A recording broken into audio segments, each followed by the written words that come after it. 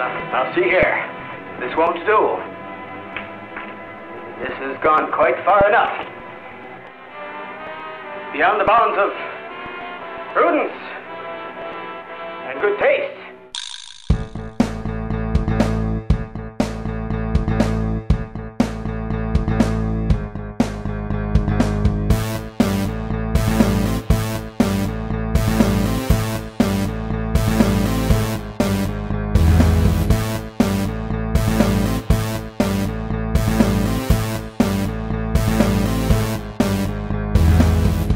Listening to TV Ate My Dinner. This is episode 1 for July 21st, 2007. My name is Sean. I am one of your hosts. With me here are Greg and Brooks. Hey, how you doing? Howdy. And we will be discussing... All right, good show, guys. We will be discussing See you next media week. Issues. Yeah, thank you. Good night. Leave them wanting more. Yeah, we will be discussing media issues, mostly just movies and television kind of stuff. But not just movies and television. We're going to talk about more than that. We're going to talk about stuff. The things that affect movies and television. The impact of movies and television. The impact of movies and television. The impact of politics on movies and television. The importance of movies like Transformers. Yeah. which is the topic of tonight's show. And Ernest goes to camp. You know, that not seminal, to get too heavy-handed, we are going to be talking about robots that turn into cars. You did see it, didn't you, Sean? I saw it before you guys saw it. Oh, okay. I've been waiting for you to get up to speed. Oh, sorry. I'm up to speed with the entire summer over this year. Well, Transformers I haven't seen Evan Almighty. Which is mainly the reason. This is the first one I've seen, and that's actually why I don't want to talk about movies all the time, because I'm getting old and I don't go to movies like I used to. So we'll talk about TV sometimes. Good. But it's summer, so summer's the time of movies, and we don't have that many TV shows. Yeah. Unless you watch HBO, there aren't that many new TV shows out right now. Yeah, so I've just been busy getting laid. Yeah, exactly. Yeah. Which is, why guys like us watch Transformers. So, Sean, you said earlier in the discussion before we had everything going that you had points that you wanted to bring up about Transformers, and we had to wait until we went and saw it. So, fire away. I did have some notes on the Transformers movie.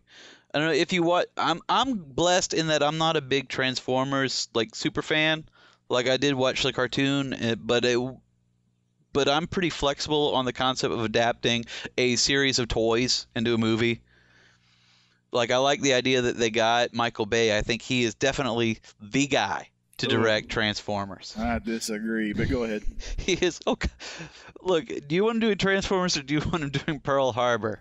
I mean, they found a guy, visually he's awesome. He's very heavy-handed in the fact that he believes he's a good visual director, but he doesn't really hack it for content other than stuff like, cars that turn into robots. Well, I guess that's true. I guess if you're going to give Michael Bay a movie about transforming robots is the one to give him. But if you're going to assign him a genre, that's the one. But I personally think he would have been a better DP and have somebody else do the actual directing part. Well, he didn't write the script though. To me, the biggest issue is it wasn't the story, but it was, I thought that the robots were too stylized.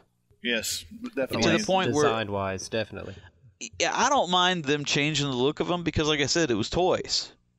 But I couldn't tell necessarily when I was watching the scenes which was which. When they were fighting.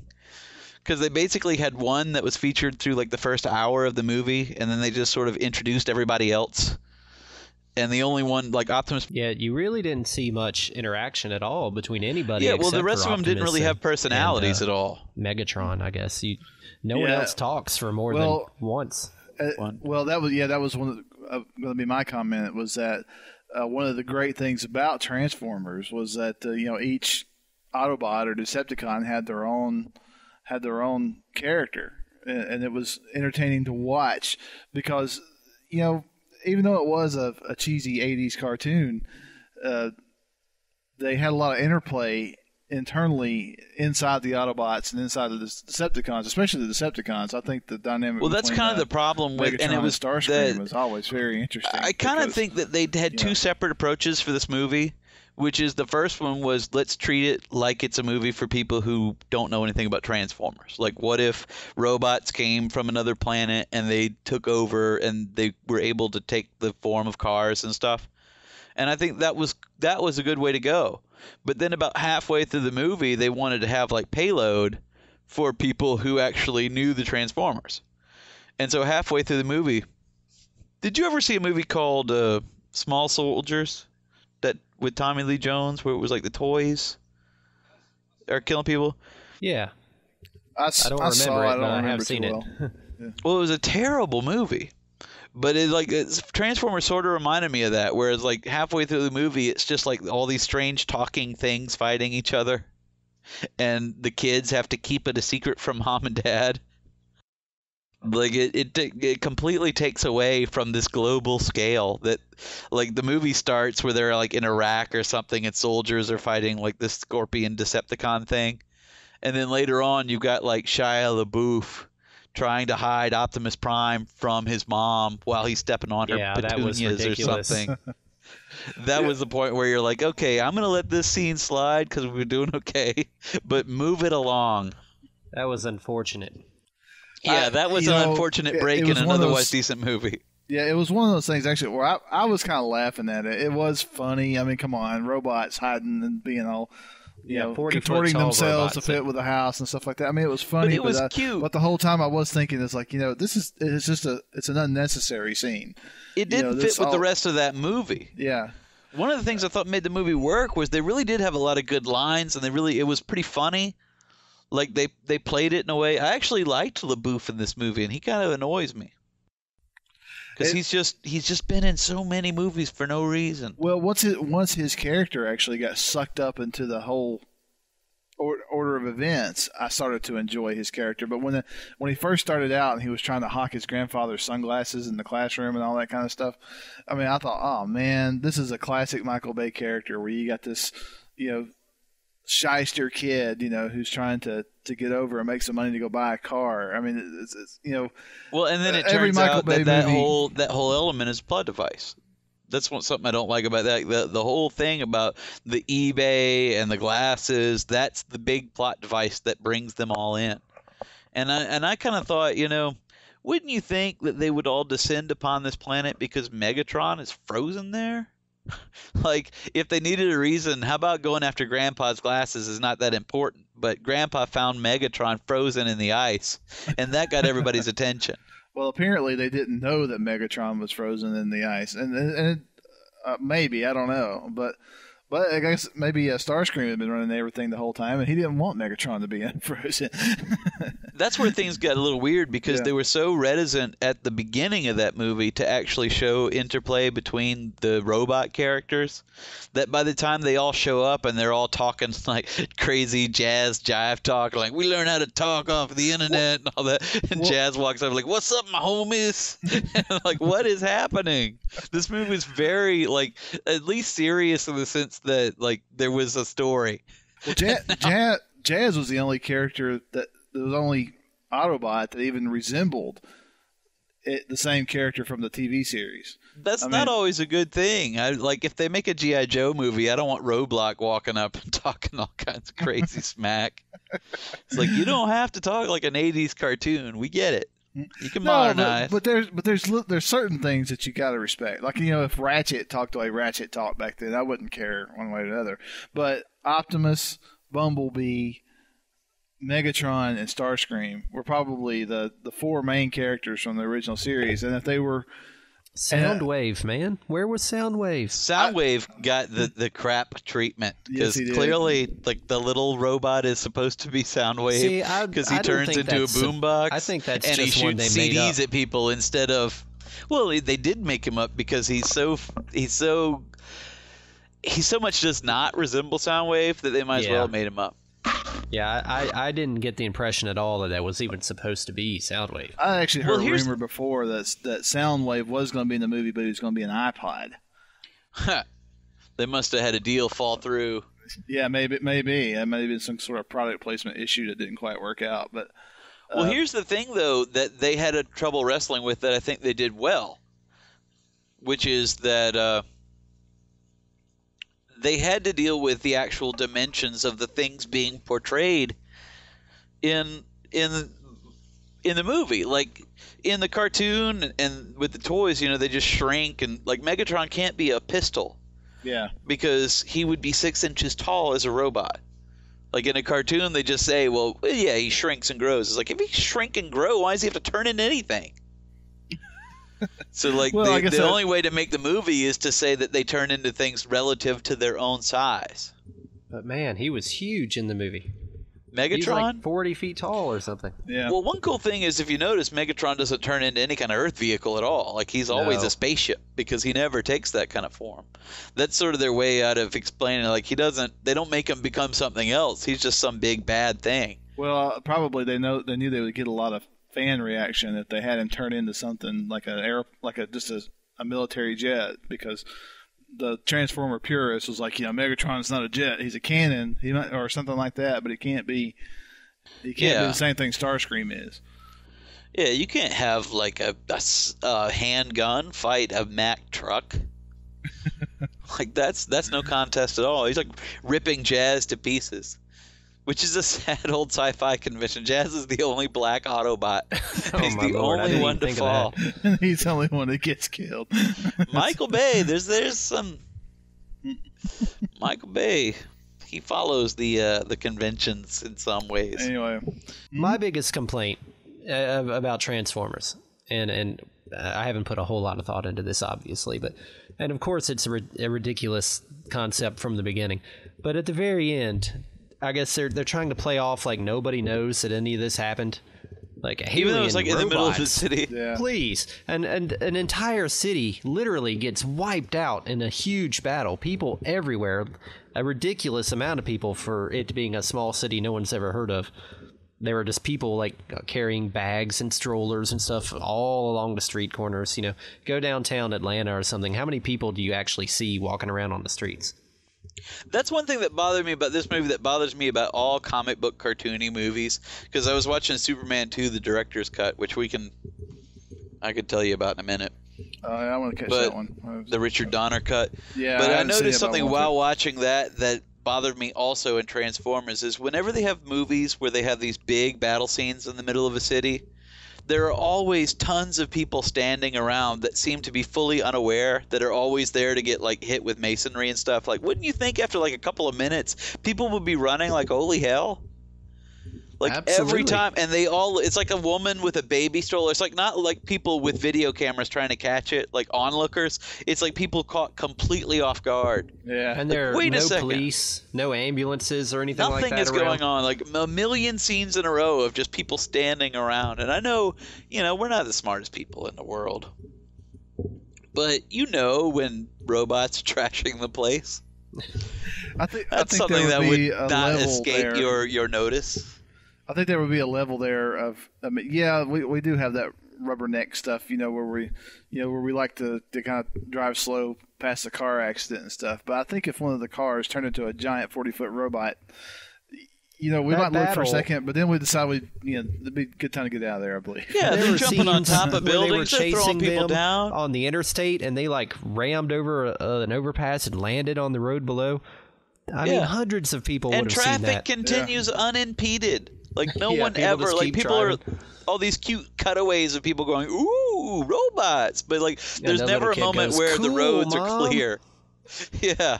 There's never a moment where all of a sudden they have the place to themselves, which would happen in real life. Like the word would get around. Or at least a news chopper would show up. I mean, that battle went on for like 20 minutes. Every scene was people completely amazed that this was happening. Like, what robots? Like, there was never a moment where people were coming and going, okay, come check it out. It was always like somebody doing something else. And then all of a sudden, oh my God, they almost got stepped on by Optimus Prime. And of course, it's a silly movie, but it seems to me it'd be a simple thing for them to just add that little touch of realism that I think would make it a lot better movie. And I know the reason why Bumblebee was a Camaro in this movie was Volkswagen. Because, Volkswagen. They refused to allow the Volkswagen image to be used in the movie in a violent fashion. Was the official story, but I personally think that was a mistake because they would have sold a heck of a lot of yellow Volkswagen Beetles. Yeah, plus it would have been cooler. I'm sorry. Did you guys get the email I sent about the auction? Yeah. Yeah, I saw that. It is cool how they have an eBay tie-in with the movies. Well, that Camaro was at $30,000 at last time I saw, so that might be good to pick up just if you want a Camaro. That's a pretty good deal. Yeah. It's cheaper than that Cube. What's it called? The Allspark? Yeah, that thing was expensive. It's more than a car. And I would think that the car would be a much more desirable item to have. If I were a fan, I'd totally rather be driving around. But it's a car. Yeah, I would much rather have the car myself. But I guess because you could go buy a Camaro and make it look like that car. So. But you could never get an authentic replica of the Allspark.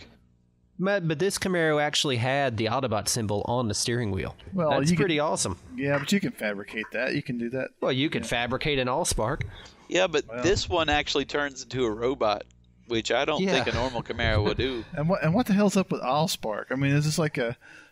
Okay. Here comes the purist. Yeah, here comes the purist. Is this the nerd what thing? is this Allspark? This is the I gotta tell you, Matrix I didn't even remember, speech. was there not an Allspark in the cartoon? No, it was the Autobot Matrix. Matrix of leadership was what it was. Oh God, am I going to be like the official nerd on this podcast? Yeah, you're going to be the official Dr. Unicorn's Flight's Fantasy. You're going to host that segment of the show. But after when they did the animated movie, that was a plot device in the movie. Was that? Didn't they give it to Rodimus Prime? Yeah, they gave it to Hot Rod, who became Rodimus Prime. Rodimus good Prime. porn name. Yeah, Rodimus Prime is the best porn name. Although I like Harry Ballsack. Personally. Because I'm a classicist. But that was my biggest complaint with the movie. That's all I'm saying. The end part there. And there were other things that bothered me too, of course, but most with a movie like that, you can take most stuff with a grain of salt. Here's the problem with the cartoon, the movie, the toys, everything that I've always had, which is, yeah, sure, you're turning into these cars to hide, but then people see you that you're Optimus Prime and you have clearly this very specific detailing and all this, but you never take the form of another truck. Now that you're known as that, like that's your look. And they can because Bumblebee does it just on a whim. He does it for no reason. Yeah. Just to show off. Why didn't he turn into a cool car to begin with? And the kid would have picked him out for sure. But that's my thing too. I don't understand the purpose of them disguising themselves because everywhere they go, they just tear everything to pieces. Like, especially the Decepticons. Like, really, everywhere you go, you come out of the ground and rip everyone to shreds. Like, why hide? That was from another purist standpoint. That's something I didn't quite get either, was what kind of robots, Decepticons, were they? I never knew of any kind of... I guess maybe the Beast Wars series, the later, the Scorpion thing or something? Yeah, the later ones. I think on some of them they just picked something that looked cool. Like Devastator was not anything like the Devastator, except that he was a construction vehicle. He wasn't really anything like the toy. Yeah. And that would have been kind of cool. You could have done that where several of them combined to be one. But as far as that, if you're a big purist, you would be disappointed in the movie because they really do trash, except for a very few of the known characters, they really do trash like the actual existing characters. Yeah. In their only portrayal. Optimus really is a pure... Yeah, and they go out of their way with him. They get the guy to do the voice and everything. That's the concession to the fans. They're like, here, you can have this because we're tearing everything else a new one. Well, I think they lost something with that because... And I wouldn't normally say that because things like other franchises like Lost in Space and things like that, those types I think actually benefit from a breath of fresh air, from changes. But of course, Lost in Space I guess is a bad example, but I liked it. The movie. Yeah, I liked the production design. I liked the movie. I just thought the CGI in it was pretty horrendous. Oh, really? I didn't think it was that bad. The space monkey? Come on, man. Oh, well, the space monkey. That was horrible. But the sets, the ships, and and all that kind of stuff. I thought, the actual production design I thought was pretty cool. I thought that was a good example of a movie where they sort of preserved the cheesiness, but they also took it up a notch as far as like the production quality. So I think they sort of did that in Transformers. Yeah. Where they didn't forget what they came from. If you want to get a kick out of Lost in Space, watch it again and look at what's his face? God, the guy who plays Joey on Friends. Matt LeBlanc. Watch it and imagine that is the character Joey acting in a movie, because he really does act like Joey. Joey does when he's acting, movie. Which is kind of funny because it's like and pretend that's what it is, and it's actually pretty entertaining that way. What is it in Charlie's Angels? He plays an actor, and they have the scenes where it is true that guy's like a pseudo actor. It's like he's always playing actors who are bad at acting. That is a pretty good perspective to put on the whole thing. That would explain that monkey movie where the guy in the monkey suit plays baseball or whatever. Like, wait, that's exactly the kind of script that Joey would have picked. Is that he's Matt the LeBlanc star movie? of Mac and Cheese. Yeah. Is that a Matt LeBlanc movie where a guy dresses up in a gorilla suit and plays baseball? No, it's supposed to be an actual chimp, but it's just clearly and obviously a guy in a chimp suit. Oh my lord! What? I think the name of the movie is Ed or something.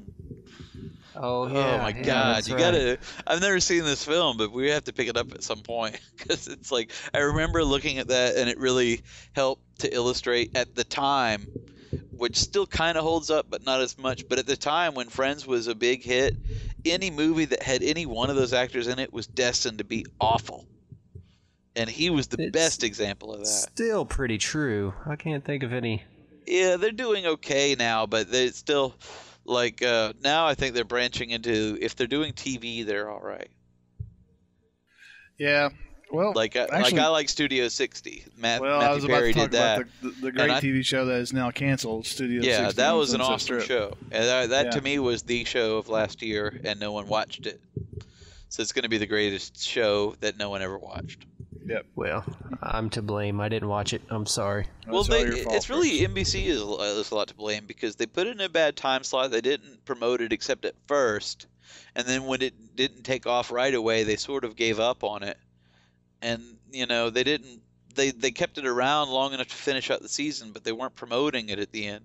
Being in that Thursday at 10 time slot should have helped them get viewers, but they weren't really marketing. Well, because they were already in reruns, so probably a lot of the the good viewer base was already gone because they'd already watched all the episodes of My Name Is Earl and all the other lead-in shows. Yeah, but I think there were still a lot of people like myself that were watching those shows on Thursday because I wasn't watching them on the first. Well, when it first came on, I was thinking that Thursday at 10 if they'd ever kill ER, that would be the best place to put it. But I guess they're not ever going to kill ER, even though I stopped watching it 3 seasons ago. And next year they'll probably still be trying to shove 30 Rock down my throat. It's like that show comes on in between 2 shows I love, and I'll still find something to watch in between. I tried to watch that one. I just couldn't get into it. It just seemed like it was a hokey version of Studio 60. Yeah, and to have that much talent behind it, not a very good show. Because let's see, Tina Fey, awesomely funny, awesome writer, and Tracy Morgan I think is real funny in things. I can't stand Tracy Morgan. Well, I think deal killer for me. Well, I don't think when they did the Tracy Morgan show that was the way to go, but to have him as a bit player works, and then having Alec Baldwin in the show helped. But if you've seen Studio 60, you've seen that same basic concept done on a bigger scale with better people, and just basically overall done better. Yeah, and much more intelligently written, and a more visually pleasing show to look at because the set is magnificent in that show. They also found a way in that show to show how television is tuned into the world. Like to find a show about a TV show and see how it's related in some way to everything that's going on in the world. Or maybe not necessarily tuned into the world, but how TV reacts to the world. Well, same thing. Or maybe overreacts to the world. While we're watching it, it's watching us. There's a whole concept there where you could say that a TV show like that is still a microcosm of the whole world.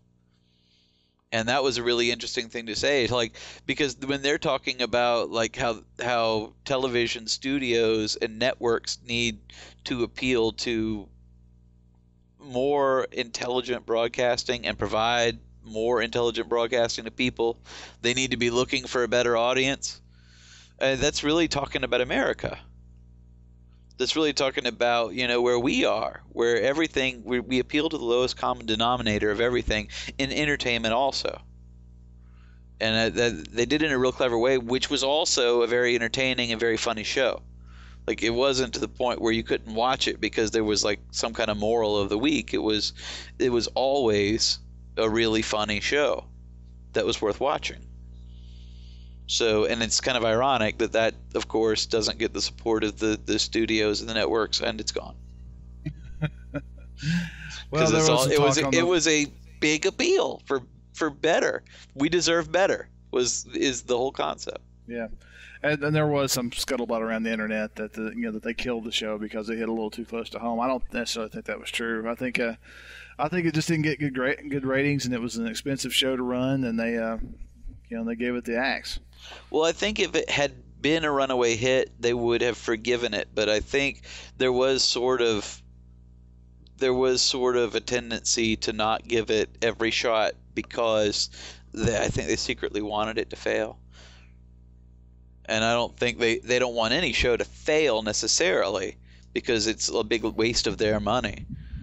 But I think at some point they were like, we're not going to give it every chance to thrive because this is your argument is that when great TV is presented to people, they'll gravitate to it. So let's see.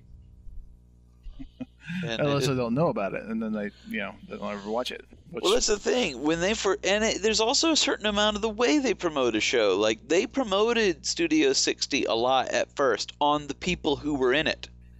Yeah. And I thought to myself, this is not going to be a good show. I'm not going to watch this show. You got me to watch that show because you told me what it was about, and you told me it was good and it was worth watching, and then I watched it. And one episode and I was hooked. But I was not going to watch that show based on the marketing. Well, I think you're right. It's because when I first saw the previews for it, I didn't know what it was about. I could tell it was kind of about Hollywood, and that was about it. And I was going to watch it because I was a big West Wing fan back in the day, and now Aaron Sorkin, who produced West Wing, was producing this show, which I had never watched until after Studio 60. Yeah, so also because of me. Thank you very much. Well, exactly. Like, I'm Netflixing it like crazy. It's like my favorite show that's been off for 5 years. Yeah. So I mean, that's what drew me to the show was just my knowledge of the producers and I enjoy the actors. I was intrigued to see what Matthew Perry was going to do in the show because which he did a really good job. Yeah, if I actually was never a really big Friends fan, but if I was a fan of a friend, it was Matthew Perry. I liked his character a lot, and so it's a shame. The show really was good, and it was good nerd content for me because I really love shows about television. That's for our kind of nerd. Their biggest mistake was it ran after Heroes, and they were thinking like the normal nerd would care about a show like that. But it's for nerds like us that care about like TV and movie production, like that would want to do something like that. But it's not about people who it's not marketed towards people that want to be superheroes. That's not the market there. Yeah, and I think I could kind of see a marketing guy sitting and making that connection. It's like, oh yeah, the fans the genre fans who like who like something like Heroes will probably enjoy Studio 60 because it's about television. It's about producing the same kind of stuff that they were watching just an hour before, but it didn't really work out that way. I think that the show, I don't want to say too intelligent, but it was a little bit more of a higher level of comedy and writing than what what is in Heroes. I want to say I don't want to say that either because Heroes is a good show.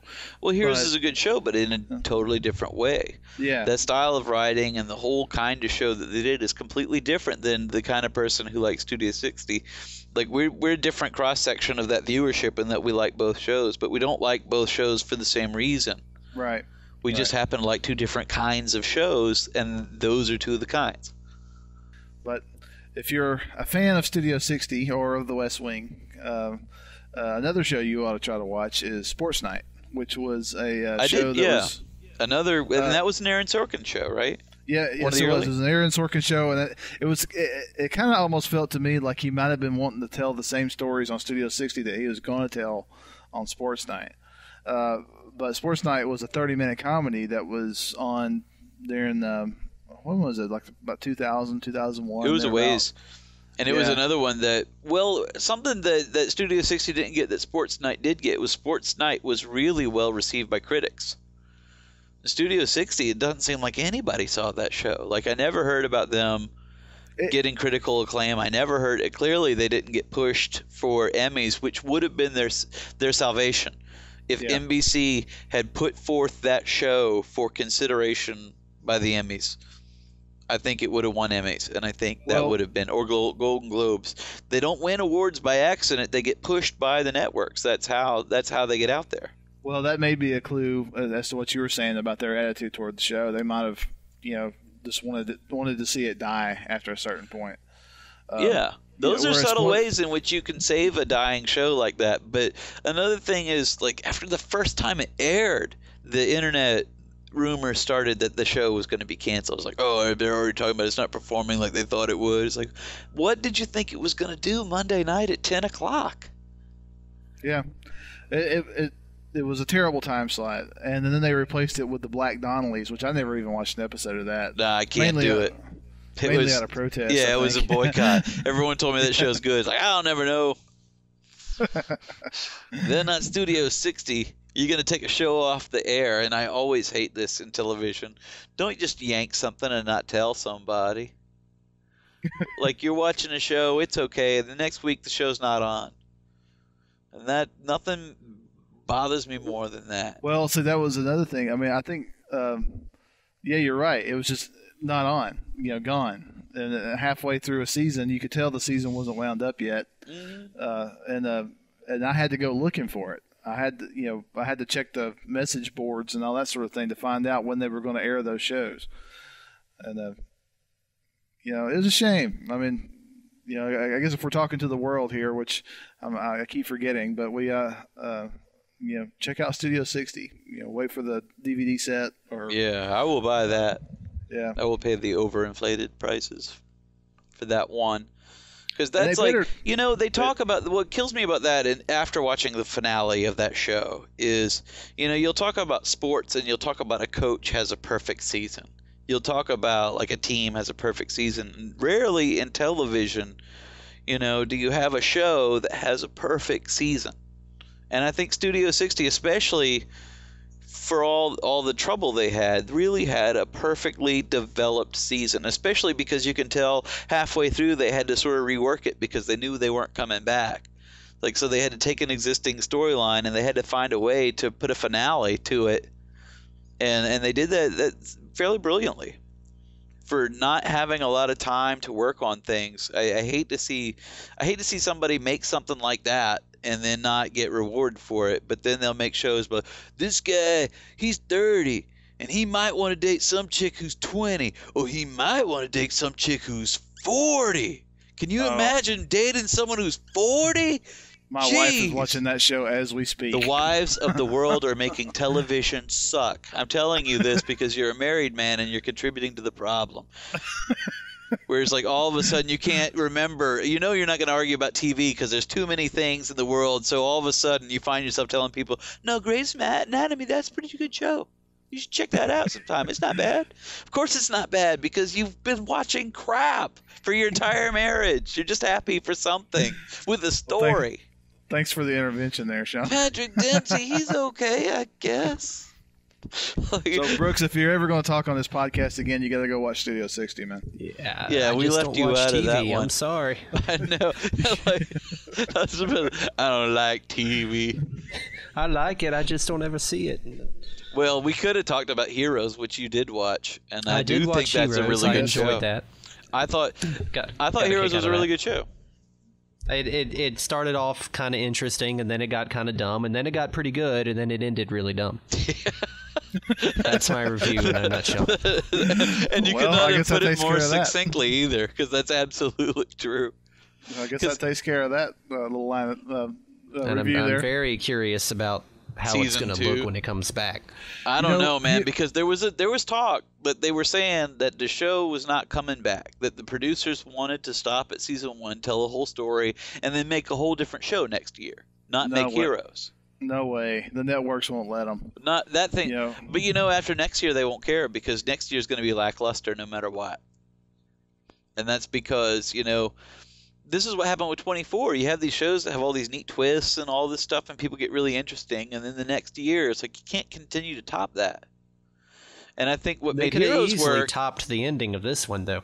Well, I don't think this one set a real high bar for that. It was very anticlimactic, so it's they a show could easily that built top that. every episode on having a neat twist, and then at the end, everything you expect to happen happens exactly. Like there's no, except for like, oh, I'm in feudal Japan, like so, like chased by robot panda. No one would have seen. I didn't think it happened at all like what I was expecting, not even remotely. Well, because I was expecting it to be cool, but that was all the things they were I was building expecting to. them. They had the two characters, each with like infinite numbers of powers. They were gonna fight, and they've been building up for it this whole time. And what do? He punches him. They have like the ability to this happens in every movie or effects TV show matter. like this. Do you ever see that movie Sphere with And he's with like, Dustin the girl Hoffman? comes up and hits him, and he's like, back off, I got this. And then he turns around and he punches him in the face. That's all he can do? I'm like... One thing that I'm makes just the show saying. kind of cool is you can see how the characters are kind of limited by the imaginations of real people. Because you can think, if the writer, that's all they could think of, maybe a guy with infinite power, that's all he'd think of. That's one of the sad things. But every time there's a movie like that, it's where they're like, oh, whatever's in our mind is coming true. Those movies and those TV shows are always super lame. Because that's what happened in Sphere, where it's like all our greatest nightmares. It's like, are you telling me that of all the things that Sam Jackson has seen in his life, the squid in 20,000 Leagues Under the Sea is the scariest thing he ever thought of? Ever? The Sam Jackson, man! Think some snakes on a plane, he got eaten by sharks. But then they the did star of the show's going to be. Event Horizon was like that, where it's like their greatest fears come to life and they're all lame. I want to get back onto the Heroes again, but if people haven't seen it, then they're not going to know what I'm talking about, so I'm not going to make an effort to explain.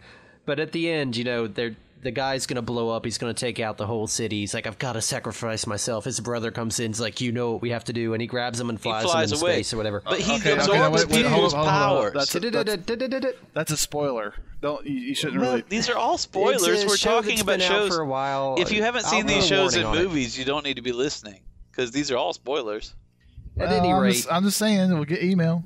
I hope we get email. Do you see what I mean? Yeah, Peter Petrelli. He can fly. He absorbs people's powers. Exactly that. Exactly that. Like the same thing maybe where he's like, because maybe he you was could about to take a cosmic crap. Maybe he couldn't fly. They should have done something to explain that, because totally, like, he's like, teleport me out of here. Like, you can teleport too, man, because you absorb powers. Exploding is an absorbed power. That's how he got it. I don't know. The show didn't really hook me. I watched the first 7 or 8 episodes, and I wanted to really like it, but it moved too slow. I think it was just Well, some of the characters were more interesting than others, and the episodes that concentrated on the less interesting characters weren't as good. Like, I didn't really care about the blonde girl with the multiple personalities and her husband and kid very much. And they didn't ever really matter in the course of the show ever. Yeah, I'm not entirely sure what their purpose was. Yeah, it turns out that way. Yeah, it didn't matter at all. They didn't contribute. Apparently, and the guy who could read minds, I mean, he was just there to get shot at the end. Yeah, and there was a girl they introduced once that could affect the internet or travel through the internet. I know. somehow. What happened to her? She totally she came disappeared. in once and then disappeared forever. I don't know. I guess someone came in and said that's kind of a stupid power. Well, it could be tie-ins. They're probably going to start. It's like a comic book. When you read a comic book, a superhero will appear for one issue and then they'll go away. And see, unfortunately, it wasn't like a comic book, because comic books are, I think, much more I guess because they've been doing it for 100 years almost, but they really know how to string characters along and make cool bad guys and stuff that makes sense. This movie looked like it was a TV show trying to be a comic book. They should have gotten some comic book writers on board, and it probably would have been a better story. Well, they did have some, like, if you notice, one of the consultants on the show was Jeff Leb, and he's like one of the biggest comic writers there are. He's also a consultant on Lost. But I think they're going for a certain thing in a certain format, and that's limited. Like, they're trying to do a superhero concept where there are no tights. They're trying to do it where it's on a somewhat realistic plane, but clearly it's not realistic. They're not going for realism, but they're going for a sort of visual realism. They want to do like a story that's sort of like what if real people got superpowers, but not realistically what people would do, because they'd all rob banks, There would be no heroes if people just woke up and had superpowers. Like, you would not find that just half of them are good and half of them are bad, and they would fight each other. They'd never know each other. Everybody would be off doing their individual mischief. Or they'd all be like celebrities. They certainly wouldn't be like, I've got a destiny. Yeah, I've got to exactly. Save the world. That's what I think. I really think people gravitate to that show for that reason, because I really do think, I watched every season of 24 up to this year, because this year it was competing with Heroes, and I watched Heroes. But that's because in 24, it's gotten so jaded that they're like killing characters every week, and they're torturing somebody, and they're always killing people for the greater good. And like, people don't want to see that right now, because that's a little too close to home. We want heroes that are somewhat uncompromising in that they do believe like they have a destiny. They do believe you have to like save the world. That's an appealing idea right now, because we don't see that in the world. Well, do they have to be so lame? Well, that's all a matter of writing. Like, anybody can come up and say, what if there were heroes, but not anybody can write it. That's why I think Hero was a cool character, because he was like just a comic book guy. Woohoo! Yeah, exactly. Woohoo! That's what makes him awesome. I'm in New York! Woohoo! Amazing. Just his pluck, his superhero pluck. That's his superpower. I will be a hero. Heroes are never afraid. Just like, all right, man. Heroes apparently have never had girlfriends either. Well, that's probably true. Anyone who's aspired to be a superhero, man, it's made life harder when in the girl area. Because girls, man, they don't care about that at all. And I don't want to get too deep into the details, because I'll probably end up editing this out. But I really didn't like the part where Hero was training with his dad, Sulu. Well, what's annoying about that is they're there for like an hour. Full garb. Even more than that, it looks, the way they edit it, it looks like it's a week of hard, intense training. Because at the end, he's like, "You have taught me the way of the sword" and stuff. You don't learn that in an hour. But anyway, he leaves after that, and he's got a different change of clothes on and everything. It's not like he just he leaves and he's like, "Where's my friend?" He left. Standing outside for a week. What a jerk! That was one of the stupidest things I've ever seen, because it really took you out of the scene completely and made you realize how badly edited that was. It's like, wait a second, a montage is supposed to create the illusion of time passing. And they do create the illusion of time passing. That's the problem. Until he comes back and it's like an hour later. Yeah. Thank you for the quick lesson in sword play. I can only assume that Hero has used his powers to freeze time for a week while they train. But he was off by an hour or something, so his friend left to go kill the guy or whatever. Anyway, never mind. Yeah. You lost me. I got you. Well, that's how I felt when you guys were talking about Studio 60. So, well, let's talk about something we all saw, which was the weird trailer at the beginning of Transformers. That's apparently a JJ a movie Abrams that does project. not have a title. The release date, I am told by my cousin, the release date is what they're using as the title because they don't have a name for this movie yet. Well, I'm actually looking at it now on the Internet Movie Database, and it says Untitled JJ Abrams Project 2008. And I think that is a very clever marketing technique. Neat, but it looks like a Blair Witch kind of thing. About it. The trailer makes it look like the entire movie is shot POV with camcorders. And if it is, I can't wait to see it. That's going to be a hard sell for me. I don't know, man. That trailer hooked me, and because it was scary. I mean, because it is like you would normally see. It had the same effect as War of the Worlds, the Tom Cruise film, where in the trailer you saw the battle from on the other side of a hill. And you saw like the plumes and the flames see the sky and all that lighting up, which is what you would see in a situation like that. If you weren't in the middle of the battle, you'd see it from a distance. And in that trailer, it was shot with video apparently, and then they pan away and they see this big mushroom cloud coming up from downtown. And to me it was pretty cool. I'm looking forward to whatever it is. It must be about like a meteor hitting the Earth or something. They make it look like there's a monster. It's clearly something. I think it's a Godzilla space. movie. I think it's Godzilla. That would be great, but I got to tell you something that's selling me against it right now is I'm a big Lost fan. I started watching Lost on Netflix for a while, and up till this year. And one of the things that made Lost so cool at the beginning was you never knew what was happening, and there was always, and just when you thought things were as weird as they could be, like they get attacked by a polar bear, and you're like, well, that's weird, but then it turns out there's a monster on the island, and that becomes the coolest thing in the show for a while, because things are bad enough or weird enough, but there's also some kind of unidentified monster. They just hear this rumbling, and something's moving the trees, and like the ground is shaking, and you're like, good Lord, they can never show this monster. Doesn't it eat the pilot or whatever? Yeah, and it's like, good God, that's awesome. And while a lot of things unfold in that show that are cool, and they got a lot of stuff coming about, that monster never comes across in the show. And it's like the number one disappointment of that show for me, that monster does not come across, because they do bring it back and it gets lame.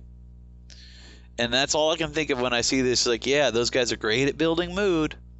They're great at like the mystery of it, but when it gets down to the meat of it, I'm scared that it's going to be nothing. And I don't want to invest all this time and have it be nothing, especially if it's just a bunch of jerks running around with camcorders. Yeah. War of the Worlds was a pretty good example, like Greg said, though, because some of the scenes when he's running back to his house or after he sees whatever it is, and there are people just going, hey man, what's going on, what's happening, and they're just kind of on the street a little confused, and he's like charging past them. I know, because he just saw the stuff. Yeah, that's a pretty convincing and realistic, scary kind of scene. That's what makes it a good story, because it's called War of the Worlds, but it's told from a very human point of view. It's from the little guy. He's not in the war. He's just scattered. He's not a soldier. Yeah. He's actually just hiding the whole time, trying not to get killed. They actually put some scenes in there that kind of ruin it, where, he becomes a little bit more aggressive, where they like blow up one of the tripods or whatever. But it's much more believable when, the best that they can do, and barely that, is just run like hell.